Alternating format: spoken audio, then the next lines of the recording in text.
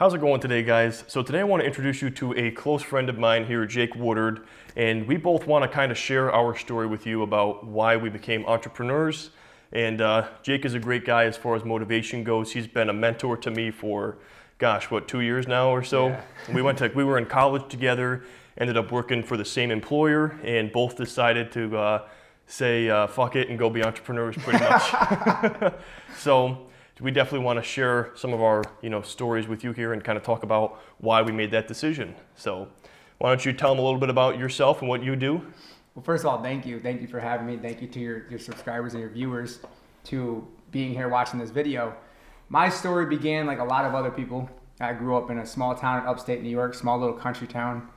And being a young kid with tons and tons of energy led me to really not knowing where to direct this energy and direct this focus. So as a young kid, I couldn't keep my little chubby hands out of the snack cabinet. So I struggled with obesity a lot of my life. And people look at me now, they're like, wait, you're obese? I'm like, yeah, at one point I was 240 pounds. Which is unbelievable. Yeah. Now. Yeah. So, but I've seen the pictures, so I believe it or not, it's actually true. I wouldn't believe it looking at him, but for sure it's there. But yeah, and so a lot of my life I was bullied and picked on for those things, and that's like the surface level to my pain, because I think everybody's really like at a surface level in our society because people are so afraid of being vulnerable.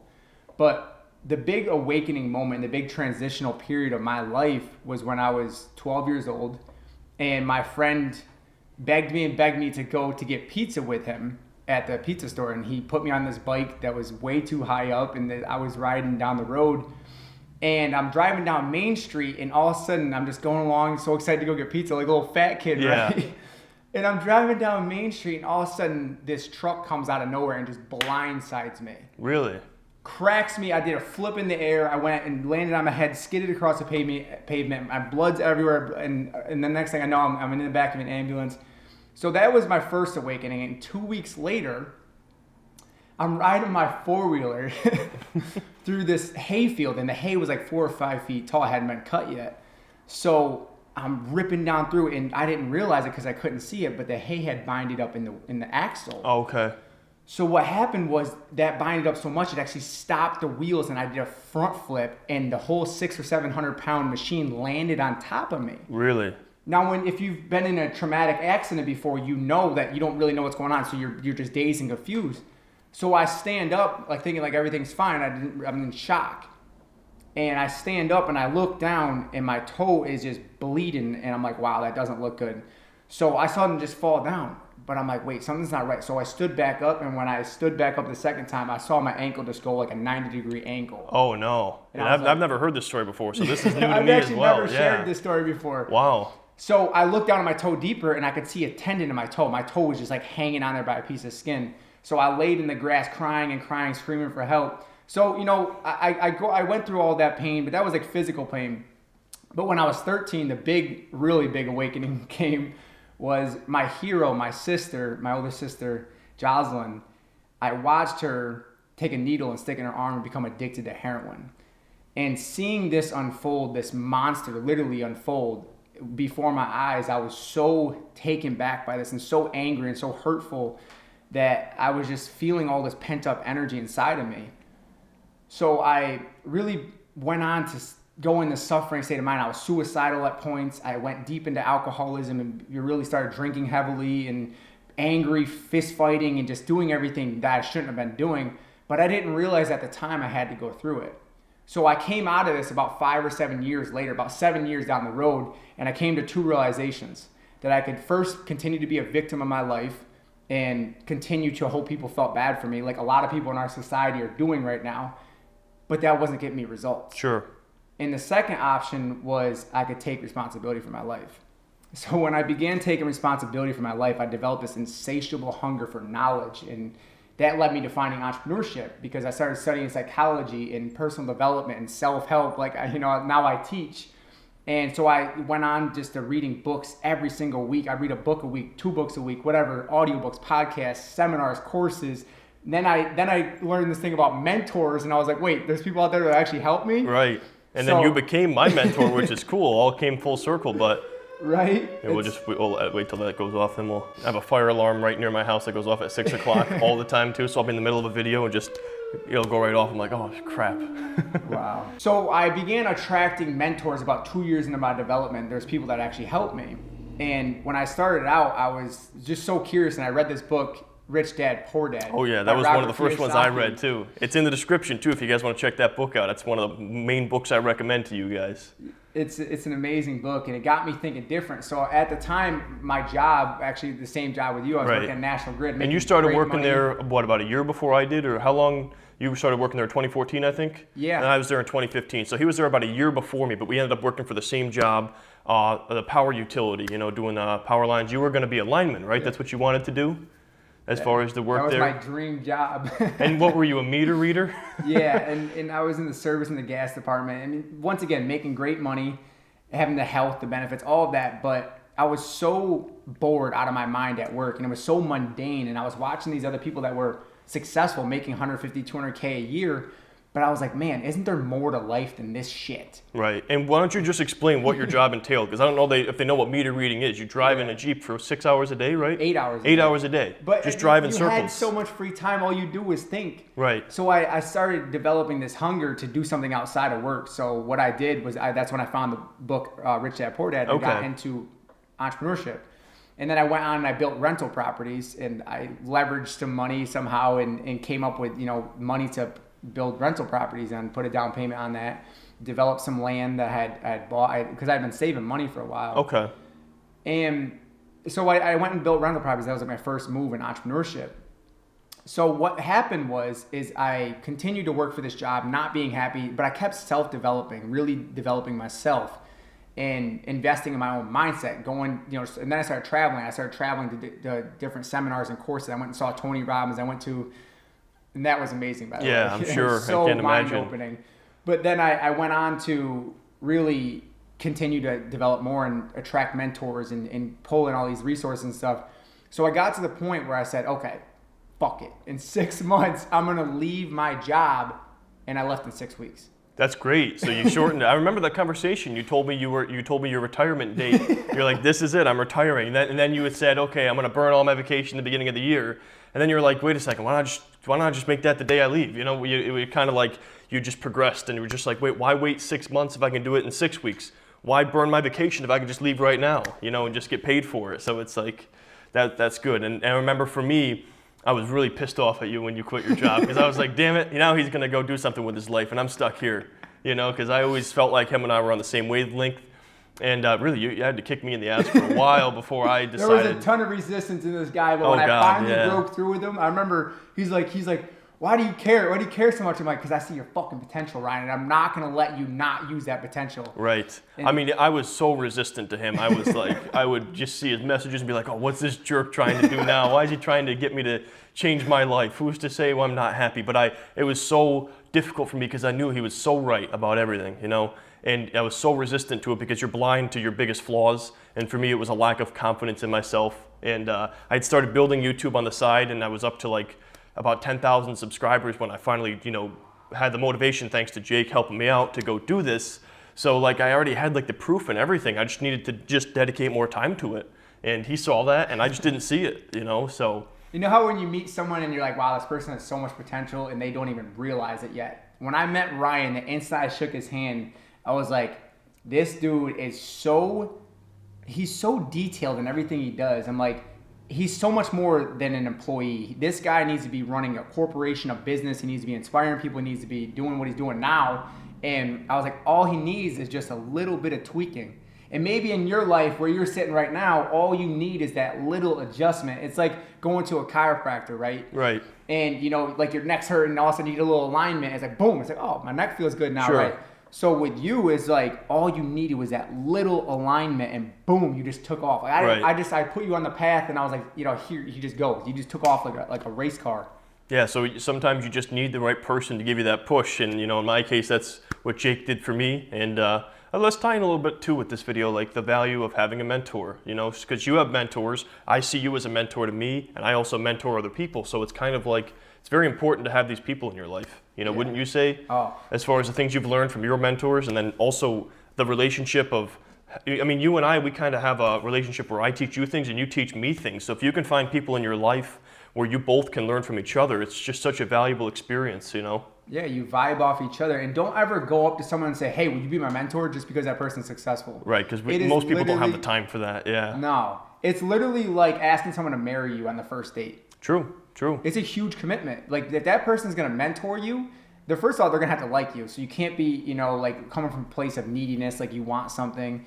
And attracting that person in your life is not easy because mentors, if you have to understand, if someone's successful, they're a busy person. They don't have time just to be, screwing around and like if they have to see your potential, you have to bring them real value. You have to show them something like, hey, like, okay, it's really hard. But to me, entrepreneurship, Ryan, I'll talk about what I feel as entrepreneurship is in the millennial generation, especially, is entrepreneurship is freedom. That's what it was for me. That's all I wanted. I didn't care about the money or the Lamborghinis. I just wanted my time. And I think you and I were the same way with that, right? And time is our biggest asset. That's like one of the few things you can't, maybe land, you can't make more of it. True. I mean, maybe you could even make more land. But if we colonate Mars, maybe see what Elon Musk is doing there. Maybe eventually we'll be, making more land by going to other planets. But for now, time and land, things you can't make more of. So. And that's the thing. So what you're doing with your time, the 86,400 seconds you get in a day, what do you do with that time? Are you going and building someone else's dreams? Are you investing your time into non-productive things? Are you just wasting it scrolling on your phone?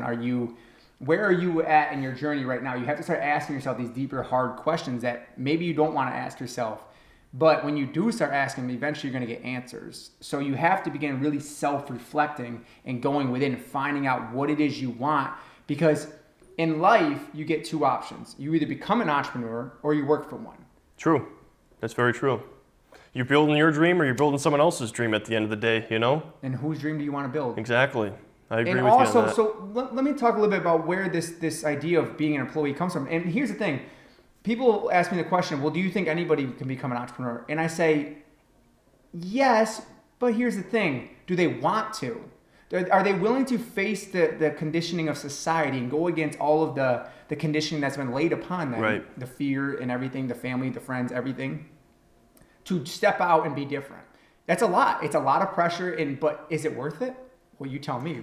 It is. For us, it's worth it, absolutely. But a lot of people wouldn't be able to face that 6 months to a year of really not knowing, having no certainty, because you go from being completely certain to having zero certainty to the point where you may not even know where you're going to be getting, where your income source is coming. So for me, the only way I could do it was by scaling into entrepreneurship. So I started a side hustle, started making money, and then I said, okay, you know what, I can scale this now that I've built it.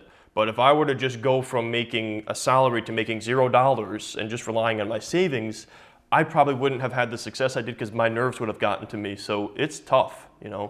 My advice would be to scale into entrepreneurship. Transition. I always say transition out of it. If you're at a job that you don't really like and you want more, you can just up and leave. I mean, that's like the fearless, crazy way to do it. I mean, it all depends on your personality. Some people that works, they just walk out of there. So just for an example of that fearless entrepreneur spirit, I have a friend of mine I started talking to who was working sales.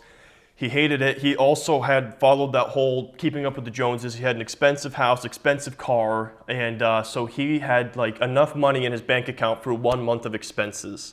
Walked out of his job. He had enough for 1 month, started his own company, and 2 years later, that company's doing $3 million in sales. Wow. So that's an example of that fearless entrepreneur spirit, and I don't know if I would you be able to do that if you had enough to cover 1 month of expenses and just go? Because I mean, I know for me that would really be nerve-wracking. But if you met this guy, you'd understand. Maybe you're watching it and you know who I'm talking about, but I heard about that and I was like, that's the most fearless story I've heard of. And he had a family too. So he had a daughter, a wife, a house, a mortgage, car payments, got to pay for groceries, keep the lights on. He had enough for 1 month of expenses. Walked out of his job doing sales, started a $3 million company, right like that in 2 years. So yeah, I bet his story is a lot deeper than that too. He probably had some shit happen in his life. Oh, I'm sure. I bet he's been through some stuff in his life that made him have that internal strength to know like whatever's gonna happen, I know I'm gonna make it. And once you develop that level of internal strength and that grit, is when everything becomes so much easier in your life and things just start opening up. New doors of opportunity just start opening up. But if you sit back in your area of comfort every single day and you go to a job that's just comfortable and you stay in a relationship that's just comfortable, and you stay in your physical body that's just okay, but you want more, then you're never going to grow as a person. My philosophy is this: pain is the catalyst for change. Being uncomfortable will trigger growth. Sure. That's very true. I mean, me personally, nothing good has ever come from comfort.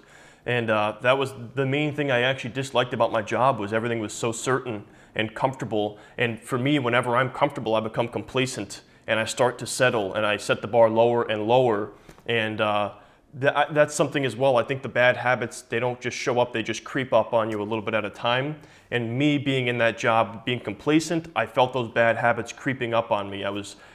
At first I was drinking beer on the weekends. Then it was, okay, I'll have a beer on Mondays because Monday's a tough day. And then, okay, I'll just have one beer a night. And I noticed like bad habits were creeping up on me. And I saw what was in my future, looking at the people around me, and you did too. Well, you probably would have never become like that, but seeing what this path took you to, the people that were 30 or 40 doing this stuff, some of them you're like, I would never want that for myself.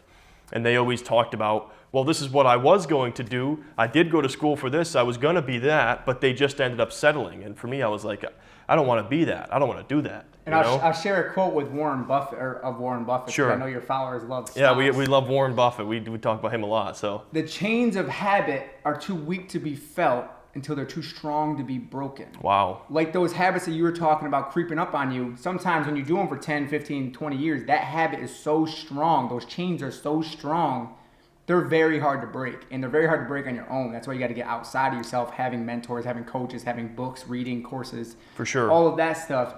And another thing I want to touch on is conditioning. From the time you are born and you are brought into this world, you get shuttled into a education system that is conditioning you to get ready for a job. Right. They're not teaching entrepreneurship in the school system. Well, maybe they are somewhere. I personally I didn't get it in school. I also, to tie in, I didn't learn investing in school. Did you learn investing in Hell school? no. Real estate investing, stock market? That's something that I don't mean to interrupt you here, but go ask, if you want, out of curiosity, go ask like a middle schooler, how do you make money? They're going to say, get a job. Then say, how else can you make money? They will have no answer for you. because you're learning from people with a job. You're being taught to go get a job. But so these you don't are even know. employees, and exactly. the teachers making 40, 50, 60 grand a year, they're at a certain level. They're not entrepreneurs. They're not business owners, most of them. Exactly. So, and also you hear the question from parents that go, what do you want to be when you grow up? And then you can take these stupid tests that say, well, let's find out what your career path is going to be. And you're going to become I think mine said it was going to be like a firefighter or something. I was going to be a hotel manager. What sense does that make, telling kids, you're going to be a firefighter? Yeah. That's what it said? Yeah, so, I mean, that's really, I would like to see more of that in school. I was a firefighter because I love danger. That's why. That's what it was? You were that reckless, that energy, Man, that you was pent a up energy? shithead as a kid. I was just such... It would be good to see more, entrepreneur-related stuff in school, but at least people are going to YouTube now, finding videos like this and finding people like Jake and I that hopefully are, if you're young and you're watching this, I hope we're inspiring you to understand there's different paths out there than just getting a job. Man, a job to me, so there's an acronym for job that stands for just over broke. Yeah. Your employer is making money off of you. You have to understand that your employer is there to make money off of you. Now, you may think, well, my employer cares a lot about me. Sure, most employers probably don't really care a lot about you. There may be few of some, but here's the thing. When you're an employee, that employer expects you to perform and make them money. Right. Now, if you don't do so, you're going to fire your ass. Mm-hmm. Job security is a fallacy.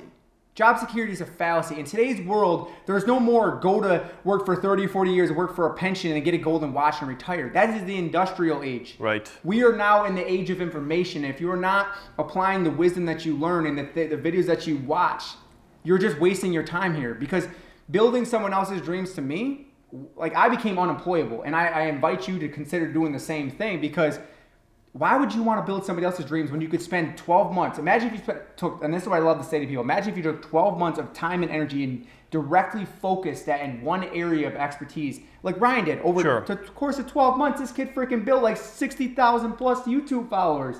And here's the thing, me and Ryan aren't special.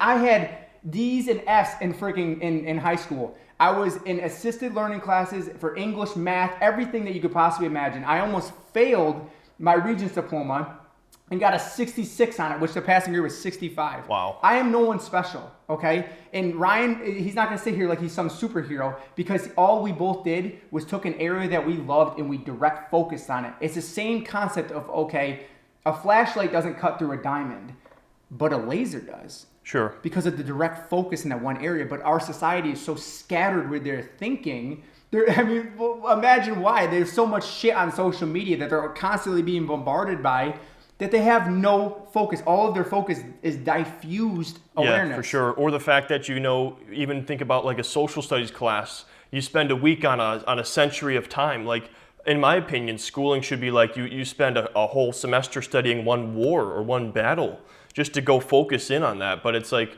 because of the schooling system, everyone is so distracted and nobody can focus. But yeah, you hit the nail on the head there. You just got to focus in on one thing.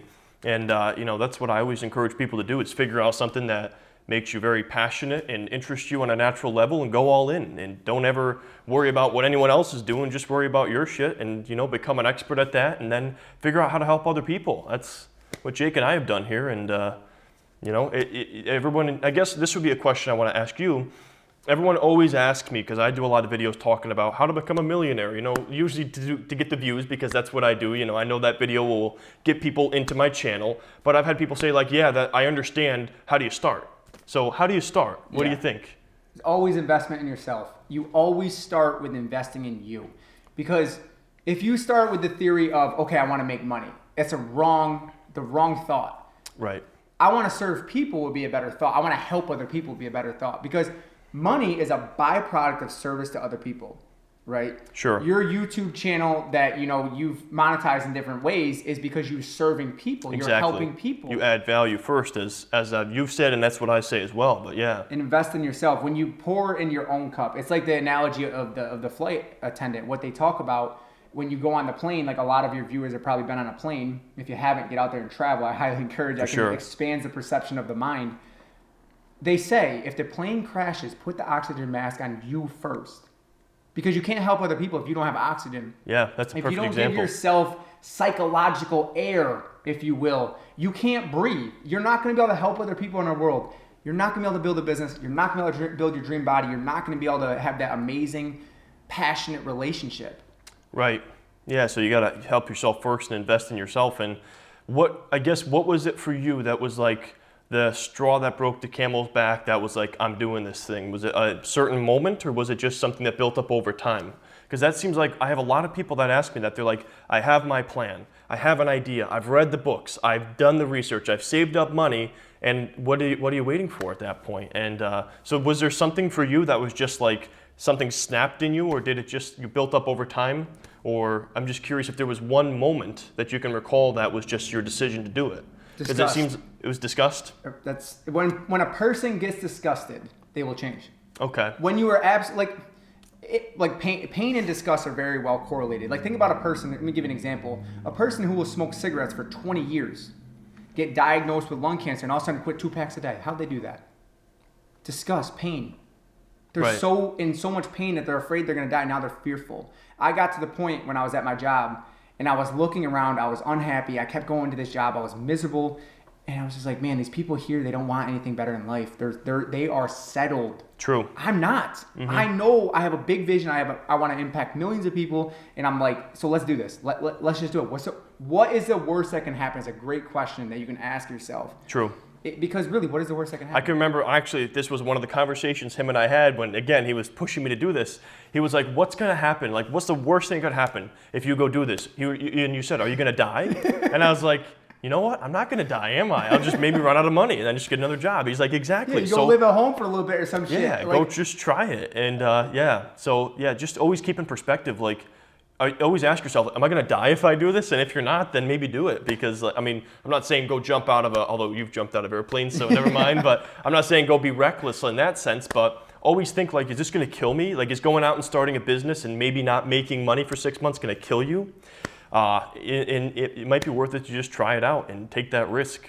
The last thing I want to ask you about is, because I have a lot of young people who watch these videos, which is awesome, because I wish I had a channel like this when I was 13, 14, 15. So for those of you that are at this age, I'm jealous of you, to be honest, because I know where you're going to be at when you're my age and Jake's age.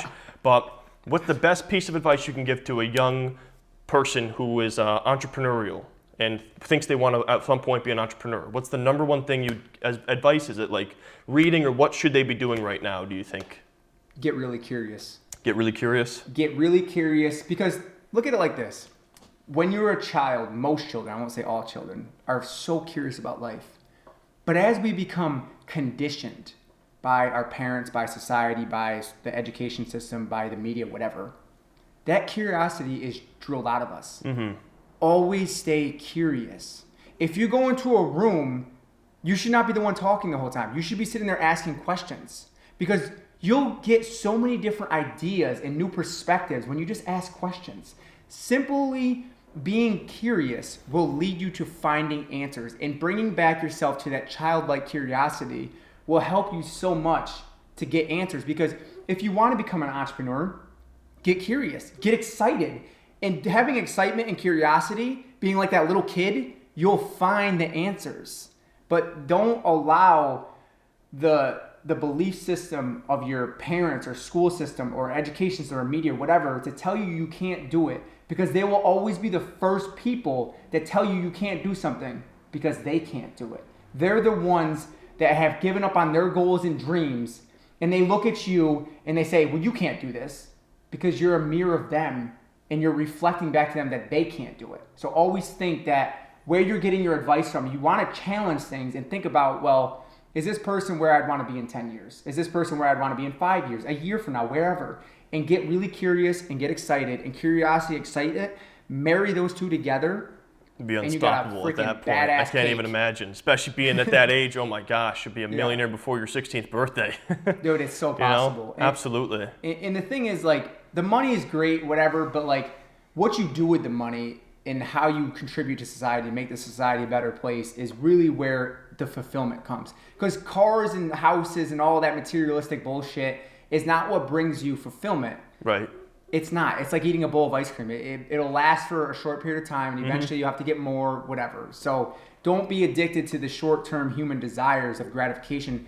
Feed your soul by contributing to society and giving back. And growing as a person. Those two things right there, and as a whole, are just amazing to me. Absolutely. All right, guys, so we're going to go ahead and wrap up this video. The one thing I want to mention is Jake actually has a book he's written called The Power of Your Vision. I've read it myself. I highly recommend it. The link is in the description, or it's thepowerofyourvision.com, correct? Mm-hmm. And he's not on YouTube, but he is on Facebook. I am encouraging him to get on YouTube with his I will with be his after charisma. This video. How's that sound? Sounds good. So maybe I'll link up his YouTube channel just to encourage him to do some videos on YouTube. But you do Facebook videos, and you're one of the only people I know who does every video live. I'll do this for your viewers. If they have something that maybe they're challenged by, that they think that I could be of help with, sure, leave it in the comments. I'll grab that and I'll make a whole YouTube video on it. And okay, that's how kind of. That's great. Yeah. So that's perfect. So if anything piqued your curiosity and you want to ask Jake some questions, leave a comment and he'll do a video on his channel. So make sure you jump over and subscribe. But the other thing that's really cool that you do, that I don't know a lot of people who do this, because you really have to be confident to do this, but every video you do on Facebook, you do live, right? So you can go, if you follow him on Facebook, the link's in the description too, you can ask him questions live, and it's really cool, very engaging experience, and that's kind of why I've been doing live videos too, because it's like, wow, that's fun, it's cool. I'm very active on Instagram and Facebook. That's where I spend most of my time on social media posting and whatnot. Cool. So if you're on those, grab me there. I'm going to start doing YouTube just for Ryan because he's been encouraging me to do it. So absolutely. There's huge potential on YouTube. Absolutely. And one last piece of advice is really just find out what it is you love in life. Because if you love what you do, you'll never, ever work a damn day in your life. And I heard this years ago. It didn't make sense then, but it makes sense now. Because people are like, oh, what do you do for work? This is my life's work, man. Like, this is what I do. Like, this is who I am. It's not a job. It's not a career. It's a freaking calling and my purpose. So just always go with what you love, not for money, not what you're conditioned to believe. Go with what you love. Absolutely. All right, guys, thanks for watching. Make sure you follow Jake. All the links are in the description. And let me know if you want him to come in another video, and I will bring him back on for sure. We got something exciting coming. We do, absolutely. A little bit down the road, probably sometime early in 2018, but we'll keep you guys posted. All right, we'll see you guys later. See you in the next video. Guys. That was awesome. Man. Cool, yeah. That was a lot of fun. That was a lot of fun. I love doing interviews.